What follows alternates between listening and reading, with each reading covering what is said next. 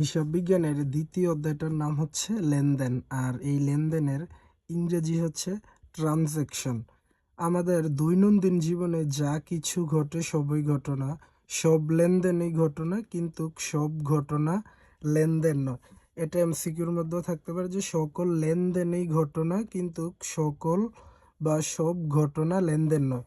যেসব ঘটনা প্রতিষ্ঠানের আর্থিক অবস্থার পরিবর্তন ঘটায় এবং অর্থের অঙ্কে পরিমাপযোগ্য তাই লেনদেন। তাহলে লেনদেন হওয়ার জন্য সর্বপ্রথম শর্তটা হচ্ছে যে অবশ্যই ওই লেনদেনটার ফলে প্রতিষ্ঠানের আর্থিক অবস্থার পরিবর্তন হবে এবং অর্থের অঙ্কে পরিমাপ হবে। অর্থের অঙ্কে পরিমাপ বলতে বোঝায় যে কি পরিমাণ বিক্রয় হয়েছে অথবা ক্রয় হয়েছে, এটাই হচ্ছে মূলত একটা নির্দিষ্ট পরিমাণ অঙ্ককে বোঝায়। এবার লেনদেনকে হিসাব বিজ্ঞানের মূল ভিত্তি বলা হয়। তাহলে লেনদেনকে হিসাব বিজ্ঞানের মূল ভিত্তি বলা হয়। আধুনিক হিসাব শাস্ত্রবিদগণ হিসাব সমীকরণের মাধ্যমে লেনদেনকে নিম্নোক্তভাবে প্রকাশ করেন।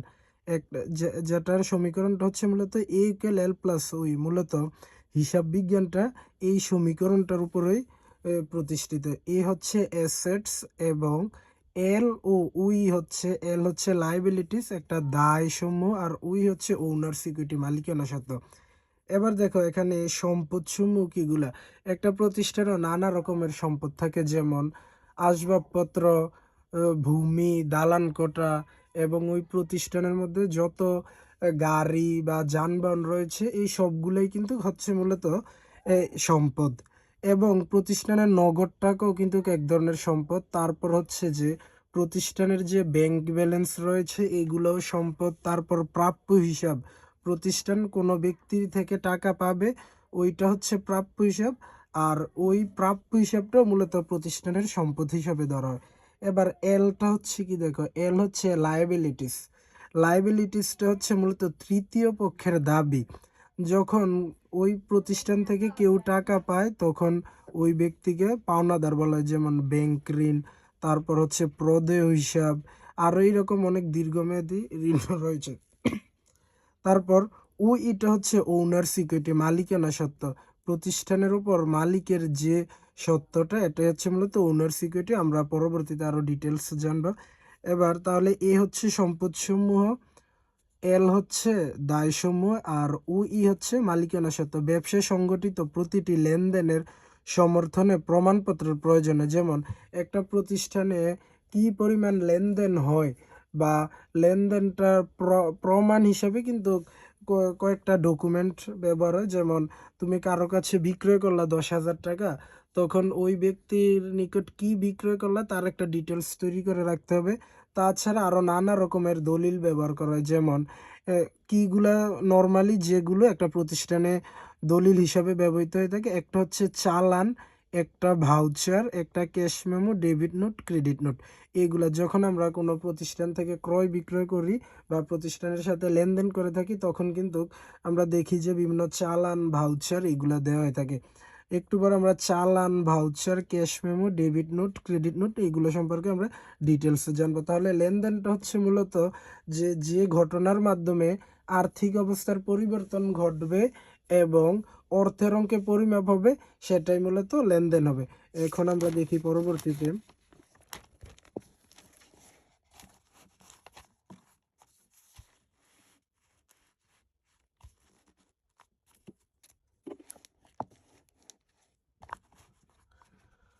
এবার এক নম্বরটা হচ্ছে যেটা আমাদেরকে জানতে হবে, লেনদেনের ধারণা বা বর্ণনা। এগুলো কিন্তু আমরা বই থেকে আরও ডিটেলসে জানতে পারবো।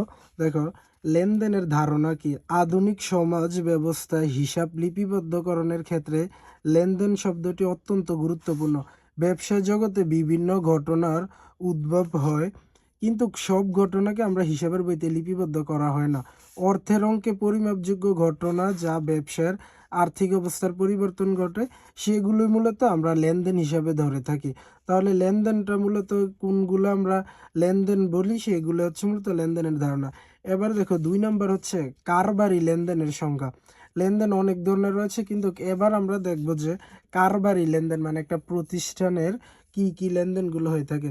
লেনদেন বলতে মূলত কারবারি লেনদেনকে বোঝানো হয়ে থাকে। কারবারি লেনদেন বলতে কারবার বা ব্যবসা প্রতিষ্ঠানের সাথে সংশ্লিষ্ট লেনদেনকে বোঝায়। আর ব্যবসা প্রতিষ্ঠানের সাথে সংশ্লিষ্ট লেনদেনগুলো ওই সব ঘটনা যার দ্বারা ব্যবসা প্রতিষ্ঠানের যে আর্থিক অবস্থার পরিবর্তন সাধিত হয়। তো এটা হচ্ছে মূলত একটা ব্যবসা প্রতিষ্ঠানের মধ্যে যে লেনদেনগুলো হয়ে থাকে, মূলত ওই প্রতিষ্ঠানে যদি লেনদেন হয়,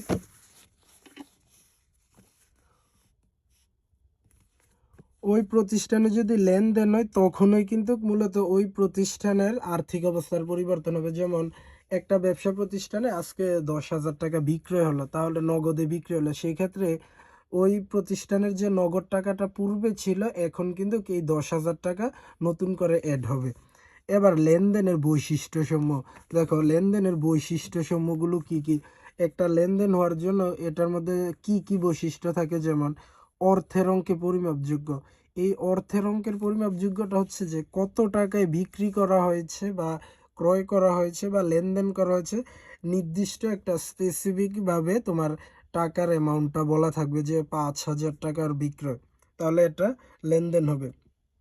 দ্বিতীয় হচ্ছে দেখো আর্থিক অবস্থার পরিবর্তন।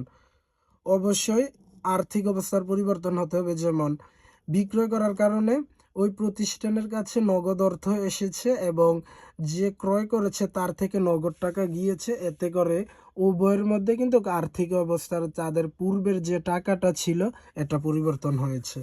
এবার দ্বৈত সত্তা। দ্বৈত সত্তা লেনদেন কখনোই দ্বৈত সত্তা ছাড়া হয় না, কারণ তুমি যখন কোনো একজন ব্যক্তির নিকট বিক্রয় করবে তখন কিন্তু তুমি একজন বিক্রয়কারী আর সে একজন ক্রেতা, তাহলে এখানে দুইটা পক্ষ অবশ্যই থাকবে। তাহলে দ্বৈত সত্তাটা হচ্ছে মূলত দুইটা বা দুই পক্ষকে বোঝায়। এবার স্বয়ংসম্পূর্ণ ও স্বতন্ত্র।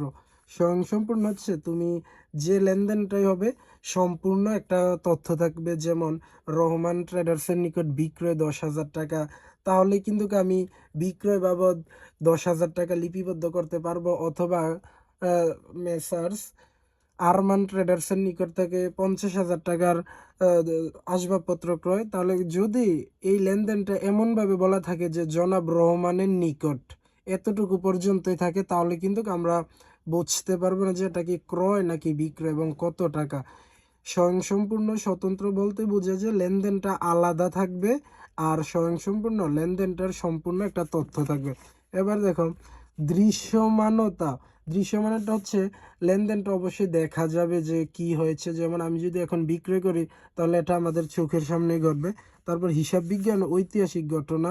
ঐতিহাসিক ঘটনা হচ্ছে মূলত পূর্ববর্তী কোনো ঘটনা থেকেও কিন্তু আমাদের যে লেনদেনগুলো তৈরি হয়ে থাকে এগুলো হচ্ছে লেনদেনের বৈশিষ্ট্য। এবার লাস্ট ওয়ান হচ্ছে হিসাব সমীকরণের প্রভাব।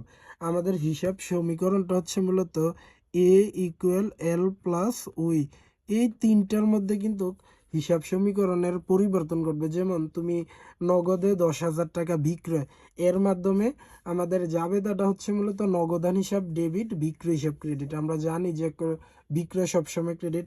তাহলে দেখো নগদে বিক্রয় করার কারণে আমার কাছে টাকা এসেছে, সেক্ষেত্রে নগদ সম্পদ বৃদ্ধি পাওয়ার কারণে এ বৃদ্ধি পাবে এবং এর মধ্যে বিক্রয় আয় বৃদ্ধি পাবে, সেক্ষেত্রে ওই বৃদ্ধি পাবে। তাহলে দেখো এই বিক্রয়ের কারণে কিন্তু হিসাব সমীকরণের প্রভাব পড়েছে। যেমন আগে যত টাকা সম্পদ ছিল এখন বৃদ্ধি পেয়েছে, তেমনি মালিকানা সত্ত্ব আমার বৃদ্ধি পেয়েছে।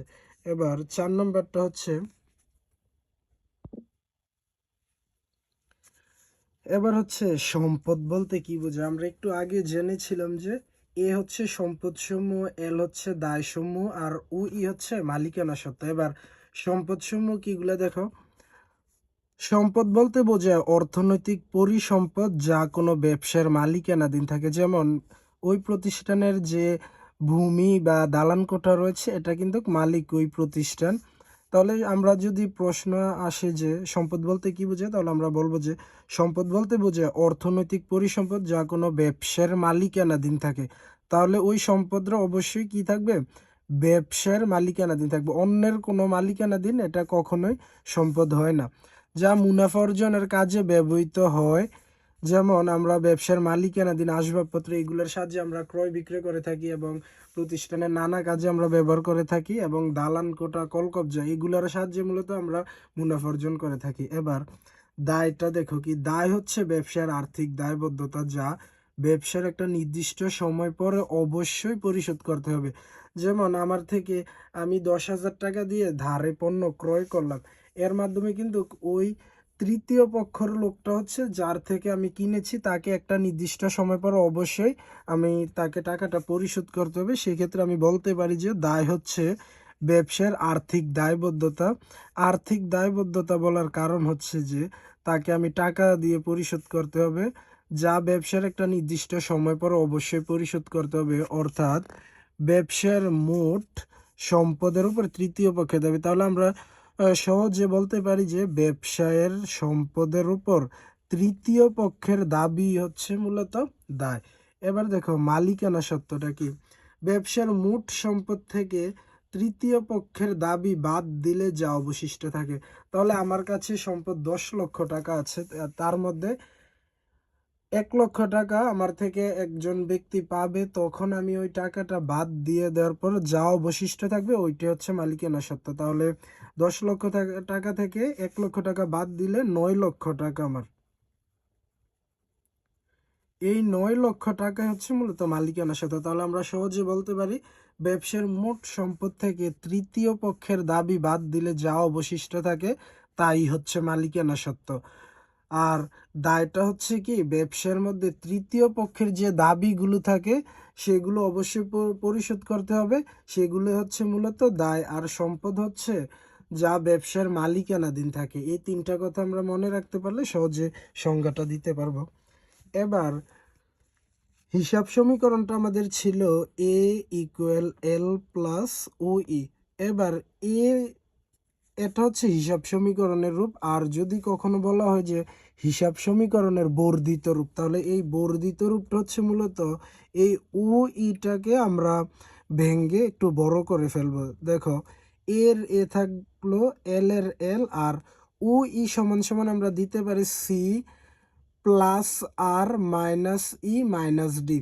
আমি ডি আগেও বাদ দিতে পারি, পরেও বাদ দিতে পারি, সমস্যা নেই। আবার আর এর পরিবর্তে আমি আইও ইউজ করতে পারি, যেমন আর দি হচ্ছে রেভিনিউ আয়। আবার আমি আই সমান সমান ইনকামও ইউজ করতে পারি। ইনকাম শব্দের অর্থ হচ্ছে আয়। তাহলে হিসাব সমীকরণের বর্ধিত রূপটা দাঁড়াচ্ছে এ ইকুয়াল এল প্লাস সি প্লাস আর মাইনাস ই মাইনাস ডি। এবার এ সম্পদ, এর লাইবিলিটিস বা দায় আমরা জানি, বাট সি হচ্ছে ক্যাপিটাল মূলধন, আর হচ্ছে রেভিনিউ যত আয়, যেমন বিক্রয়, কমিশন প্রাপ্তি, বিক্রয়ের টাকাগুলা, কমিশন প্রাপ্ত যত প্রকার আয় আসবে এইগুলা আমরা মূলধনের সাথে যোগ দেব। আর যত রকমের আমার খরচ থাকবে সেগুলো আমরা সি থেকে বাদ দেব মূলধন থেকে। তাহলে আয়গুলো আমরা যোগ দেব। এবার এক্সপেন্সেস, খরচসমূহ বা খরচ বা ব্যয়, এইগুলা কি, এইগুলা হচ্ছে মূলত যখন একটা প্রতিষ্ঠানে নানা রকমের খরচ হয়ে থাকে, যেমন বেতন প্রদান, ক্রয়, তারপর হচ্ছে তোমার বিদ্যুৎ বিল, দোকান ভাড়া, আরও এইরকম নানা রকম থাকে।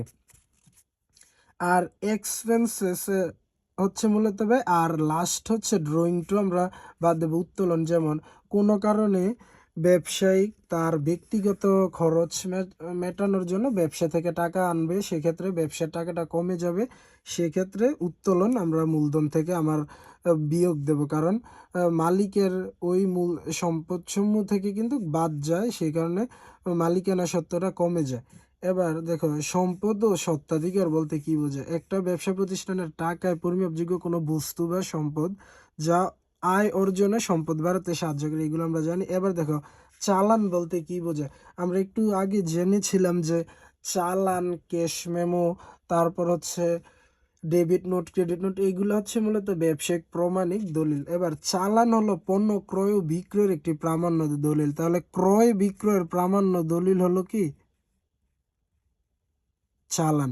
এতে পণ্য ক্রয় বিক্রয়ের বিস্তারিত বিবরণ থাকে, যেমন কার নিকট আমি বিক্রয় করলাম, কত টাকা করে, কত পিস বা কি পরিমাণ আমি বিক্রয় করলাম, এগুলার একটা ডিটেলস থাকে মূলত চালানের মধ্যে। তাহলে আমরা পণ্য ক্রয় ও বিক্রয়ের একটি প্রামাণ্য দলিল হচ্ছে চালান।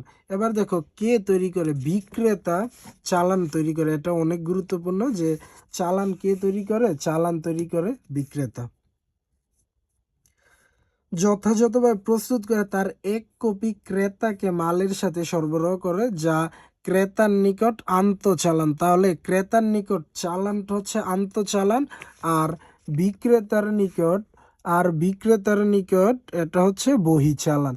তাহলে এবার আমরা দেখি হিসাবে গণ্য হয়। এর উপর ভিত্তি করে ক্রয় বই ও বিক্রয় বই লেখা হয়। তাহলে আরো গুরুত্বপূর্ণ একটা হচ্ছে যে কিসের উপর ভিত্তি করে ক্রয় বই ও বিক্রয় বই লেখা হয়? এটা অনেক গুরুত্বপূর্ণ।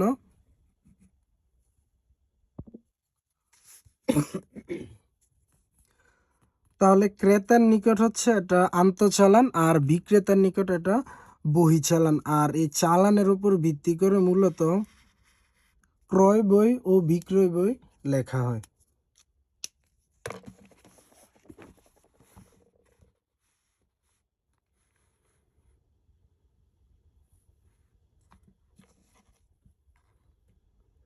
এবার 10 নম্বরটা হচ্ছে চালানে কি কি বিষয় উল্লেখ থাকে।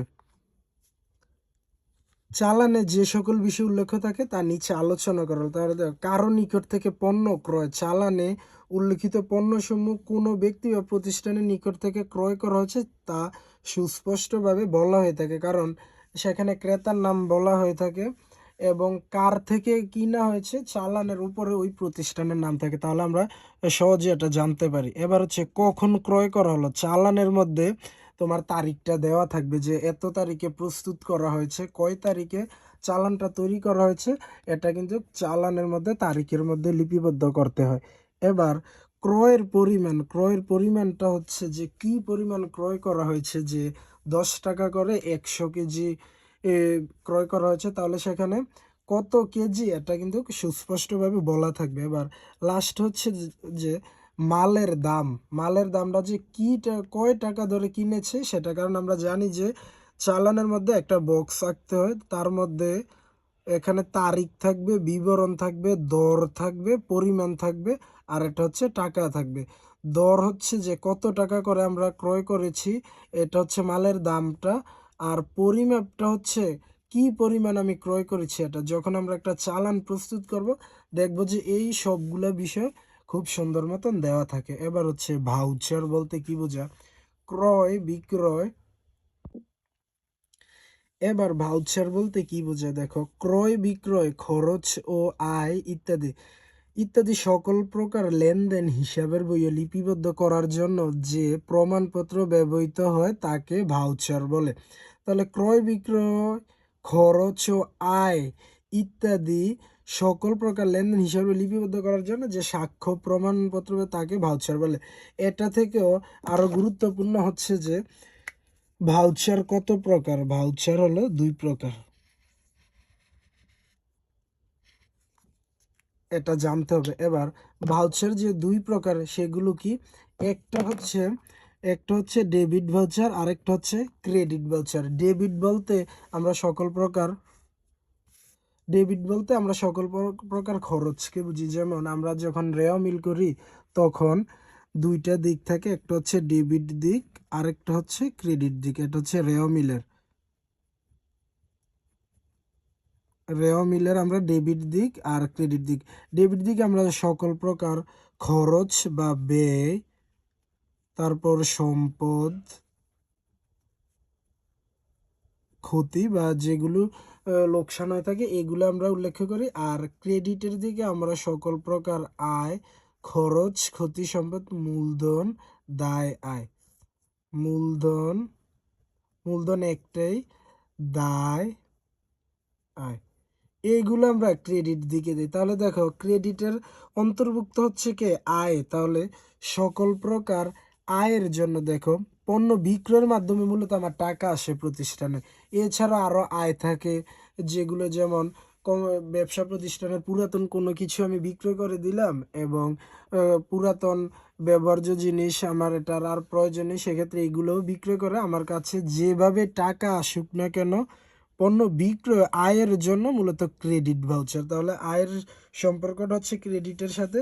এটার মাধ্যমে আমরা খুব সহজে মনে রাখবো যে আয়ের জন্য কি ভাউচার তৈরি করা হয়? Credit voucher. আর খরচ বা ব্যয়, খরচ বা ব্যয়ের জন্য ব্যয়ের সম্পর্কটা হচ্ছে ডেবিটের সাথে। সেই ক্ষেত্রে আমরা পণ্য ক্রয় করলে আমার থেকে টাকা যাবে, সেই ক্ষেত্রে পণ্য ক্রয় ও বিভিন্ন খরচের জন্য যে ভাউচার ব্যবহার করে তাকে ডেবিট ভাউচার বলে। যেমন শুধু ভাউচার আসে না, পরীক্ষার মধ্যে হয়তো ডেবিট ভাউচার বা ক্রেডিট ভাউচার এগুলো আসে।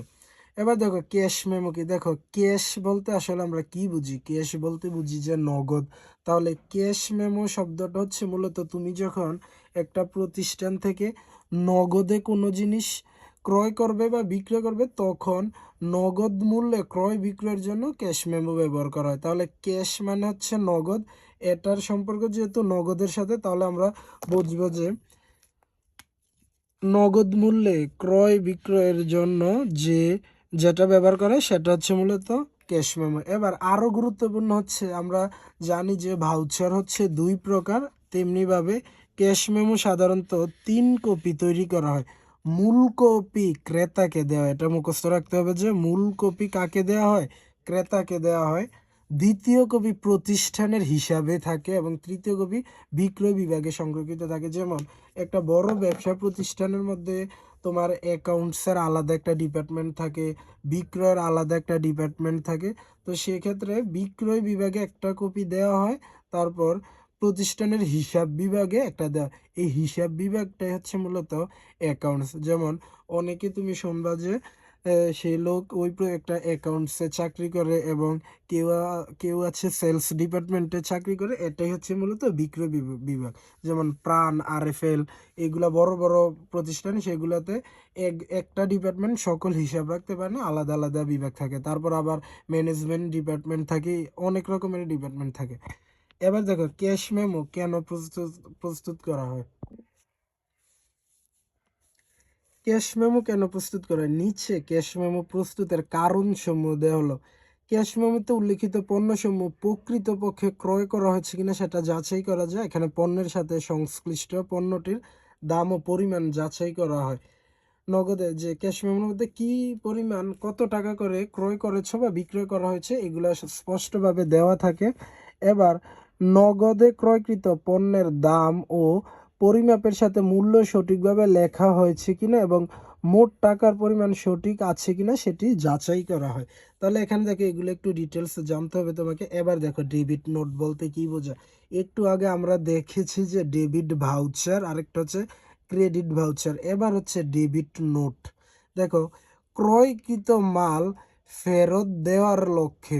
তাহলে দেখো ক্রয়কৃত মাল ফেরত দেওয়ার লক্ষ্যে মালের পূর্ণ, যেমন আমি ক্রয় করলাম 10,000 টাকা দিয়ে, তখন এর জন্য কিন্তু আমি ডেবিট নোট তৈরি করব। যেমন পণ্য ক্রয়ের জন্য আমরা ডেবিট ভাউচারটা তৈরি করব।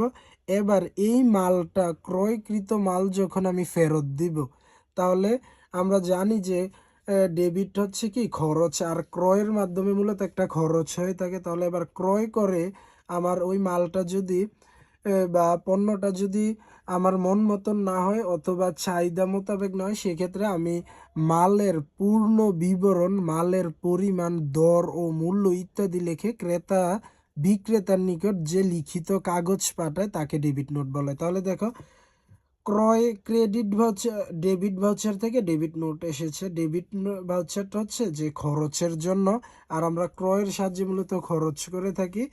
আর যখন আমি এটা ফেরত দিয়ে দিব, তাহলে ক্রয়কৃত মাল ফেরত দেওয়ার লোকে ডেবিট নোট ব্যবহার করা হয়। এমন দেখা যায় যে প্রতিষ্ঠানে একটা মাসিক বা একটা প্রতিষ্ঠানে নানা রকমের কিন্তু লেনদেন হয়ে থাকে। তো একটা নির্দিষ্ট তারিখে বলা হয়ে থাকে যে জনাব রহমানের নিকট 10,000 টাকার পণ্য ফেরত দেওয়া হলো। তাহলে ওই যে 10,000 টাকার পণ্য ফেরত দেওয়া হলো, তার জন্য মূলত এই ডেবিট নোটটা প্রস্তুত করা হয়। তাহলে এবার দেখো ডেবিট নোটটা ক্রেতা বিক্রেতার নিকট যে লিখিত, তাহলে ডেবিট নোট প্রস্তুত করে ক্রেতা। ডেবিট নোট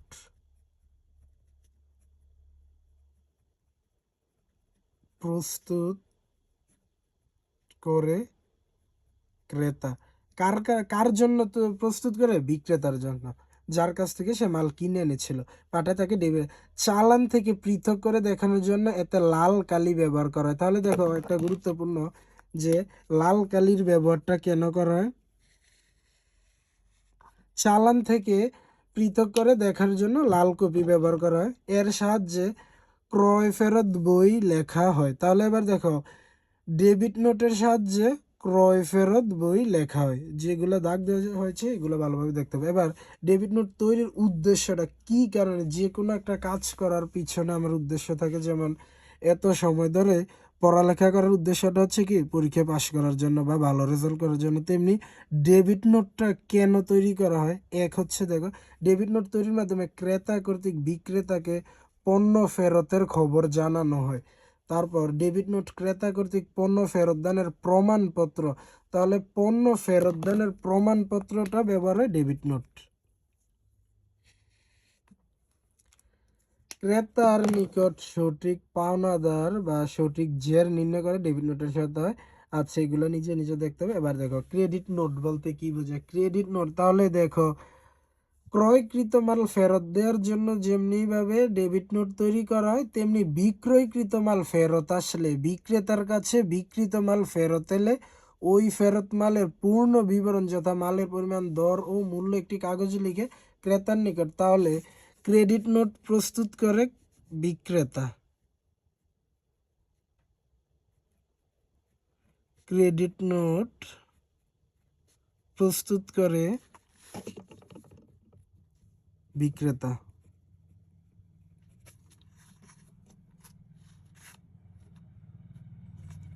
ক্রেডিট নোট বলতে কি বোঝায়? বিক্রেতার কাছে বিক্রিত মাল ফেরত এলে ওই মালের পূর্ণ বিবরণ দিয়ে ক্রেতার নিকট বিক্রেতা পাঠিয়ে থাকে। এবার অর্থের অঙ্কে পরিমাপযোগ্যতা বলতে কি বোঝায়? যেমন দেখো, কোনো ঘটনা অর্থ দ্বারা পরিমাপযোগ্য হলেই তাকে লেনদেন বলা হয়। যেমন তুমি আজকে বললা যে আজকে বিক্রয় হয়েছে। এখন যদি তুমি টাকার পরিমাণটা না বলো তাহলে এটা কিন্তু সিলেক্ট করা হবে না, যে কত টাকা হলে না সে বিক্রয় বাবদ লিখবে। তো এই জন্য অবশ্যই অর্থের অঙ্কে পরিমাপযোগ্য হতে হবে। যেমন আফনানকে ম্যানেজার হিসেবে নিযুক্ত ঘটনা অর্থ দ্বারা পরিমাপযোগ্য নয়। যেমন নিয়োগ দেওয়া হয়েছে, এখন তো তাকে কোনো টাকা দেওয়া হয় নাই, সেই ক্ষেত্রে এটা ওর লেনদেন হবে না। কিন্তু ওই ম্যানেজারকে যখন বেতন দেওয়া হবে তখন সে ঘটনাটি অর্থ দ্বারা পরিমাপযোগ্য বিধায় তাকে লেনদেন বলা যাবে। কারণ তখন বলা হবে যে ম্যানেজারকে 20,000 টাকা বেতন দেওয়া হলো, তাহলে আমি বেতন বাবদ 20,000 টাকা লিখব। এবার হচ্ছে দ্বৈত সত্তা। আমরা একটু আগে জেনেছিলাম যে দ্বৈত সত্তা হচ্ছে যে প্রতিটি লেনদেনে দুইটি পক্ষ অবশ্যই থাকবে। যেমন রহিম তার কারবারের জন্য 10,000 টাকার মাল নগদে ক্রয় করে। এই ঘটনাটি একটি লেনদেন, কারণ এখানে দুইটা পক্ষ জড়িত। একটি মাল ক্রয়, অপরটি নগদ টাকা। যেমন রহিম তার কারবারের জন্য মাল ক্রয় করেছে, তাহলে রহিমের নিকট মালটি ক্রয়, আর যে বিক্রয় করেছে তার নিকট নগদান হিসাব ডেবিট, ক্রয় হিসাব ক্রেডিট। ক্রয় হিসাব ডেবিট আর নগদান হিসাব ক্রেডিট। কারণ আমরা জানি যে টাকা যদি আমার থেকে চলে যায় সেই ক্ষেত্রে আমরা নগদান হিসাবকে ক্রেডিট ইউজ করব, আর যে যদি কোনো কারণে আমার কাছে টাকা আসে সেই ক্ষেত্রে আমি নগদান হিসাব ডেবিট ব্যবহার করব। তাহলে যেহেতু ক্রয়ের মাধ্যমে অবশ্যই রহিম তার কারবারের জন্য 10,000 টাকার মাল নগদে ক্রয় করে, তাহলে এটা দেখো এটা হচ্ছে যে ক্রয় হিসাব ডেবিট, নগদান হিসাব ক্রেডিট। এবার অদৃশ্য লেনদেন বলতে কি বোঝায়? লেনদেন ঘটনাকাল সর্বদা দৃষ্টিগোচর হবে এমন নয়, দৃষ্টির অগোচর লেনদেন হতে পারে। যেমন তুমি একটা যন্ত্রপাতি 1,00,000 টাকা দিয়ে ক্রয় করেছ এবং 1 মাস পর যদি কোনো কারণে ওই যন্ত্রটি বিক্রয় করতে যাও তখন কিন্তু তুমি আর 1,00,000 টাকা পাবে না। এই 1,00,000 টাকা থেকে যে পরিমাণ টাকাটা কম বিক্রয় করবে সেটা হচ্ছে মূলত অদৃশ্য লেনদেন হিসেবে অন্তর্ভুক্ত হবে। স্বয়ংসম্পূর্ণ আমরা জেনেছি। এবার কারবারি বার্তাটা দেখো কি? কারবারি বার্তাটা হচ্ছে মূলত একটা প্রতিষ্ঠানে যখন ক্রয় বিক্রয় হয় তখন একটা ডিসকাউন্ট দেওয়া হয়। যেমন বলা হবে যে তোমার বিক্রয়ের উপর 10% ডিসকাউন্ট বা বাট্টা। তো এটা হচ্ছে মূলত তুমি যত টাকায় বিক্রয় করো ওই টাকাটার উপরে 10% করলে যে টাকাটা বের হবে ওই টাকাটা বাদ যাবে। তাহলে এবার আমরা একটু সুন্দরভাবে দেখি। বিক্রেতা দ্রব্যের নির্দিষ্ট তালিকা মূল্যের উপর ক্রেতাকে একটা নির্দিষ্ট হারে যে পরিমাণ অর্থ ছাড় বা মৌকুফ দেয়। তাহলে বাট্টা হচ্ছে ডিসকাউন্টের বাংলা, আর এই বাট্টার আরেকটা হচ্ছে অর্থ হচ্ছে যে ছাড় বা মৌকুফ। সহজ কথায় নির্দিষ্ট মূল্য থেকে যে পরিমাণ টাকা কম নেওয়া হয় তাকে মূলত বাট্টা বলে। যেমন আমরা যখন মার্কেটে যাই তখন কিন্তু বিভিন্ন শোরুমগুলোর সামনে দেখি যে 10% অফ, 20% ডিসকাউন্ট এইরকম। এটা বলতে বোঝায় যে ওই প্রোডাক্টটির গায়ে যত টাকা, মনে করি যে ওই জুতাটার ওপর 3000 টাকা মূল্য লেখা, এবার 10% ডিসকাউন্ট লেখা, এটা বলতে বোঝায় যে 3000 টাকার 10% হচ্ছে 300 টাকা। এই 300 টাকা আমার বাদ যাবে, তাহলে আমি জুতাটা কিনতে পারবো 2700 টাকা দিয়ে। এটা হচ্ছে মূলত কারবারি বাট্টা। এবার আমরা কয়েকটা অঙ্ক দেখি, অঙ্কের সাহায্যে খুব সহজে আরো এগুলা বুঝতে পারবো। এবার একটা প্রশ্ন দেখো, আমরা একটা চালান কিভাবে তৈরি করা হয় এটা শিখবো। দেখো,